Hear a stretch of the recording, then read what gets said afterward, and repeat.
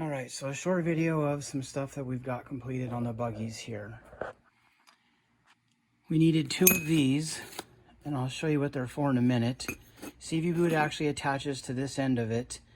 This fits on the inner assembly.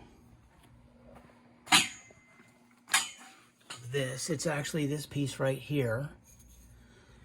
And with it being broken, the CV boot didn't want to stay on, the grease didn't want to stay in. So we had one made that's all in one piece. It's got the groove in it for the clamp to hold it.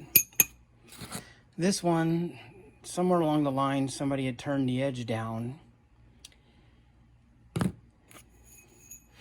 It needs to be flat all the way across because this part butts up against the CV joint in that assembly, and it was rocking the whole assembly back and forth, the whole wheel assembly. This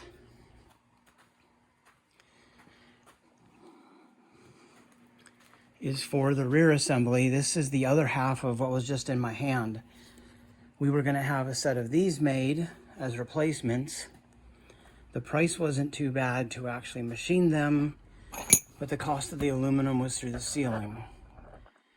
So these are still in good shape. We were just kind of wanting a second set if we could get them cheap enough as spares, but it didn't work out that way. I had a transmission case that went bad because the shaft took a dump. So I had one good case.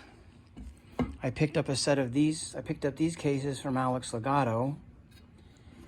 They had the smaller bearing in it from the like the first or second generation of this transmission, and we had it machined to the larger one. And then there is a, I don't know, a collar, I guess, that goes over this that has a seal in it, and it does a better job of keeping the oil in and the dirt out. So along with that, we went ahead and had these holes machined, and then they're threaded. Had this to match the other side. With this setup here, you can actually run dual rear brakes on this buggy, which would look similar to like this setup here. There's a caliper on this side,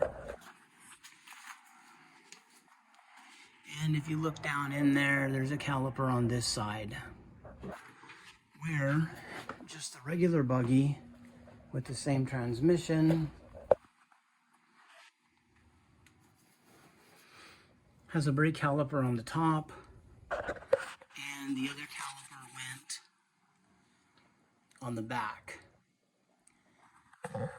So both of the desert buggies have dual brake calipers facing forward. The stadium buggy had one facing rearward, just a single. So anyways, long story short, we can now put the transmission back together because I have 2 transmission cases that are usable, and they've been modified to fit all the later model parts, bearing, shafts, etc. And then finally we have a Briggsbuilt bumper, the jig I had purchased from Dennis Shaw a while back. Rusty went ahead and took the jig and knocked the bumpers out. The last piece he was waiting on was this collared piece here. This actually slides into the frame, the collared part does, and then this part bolts to the frame.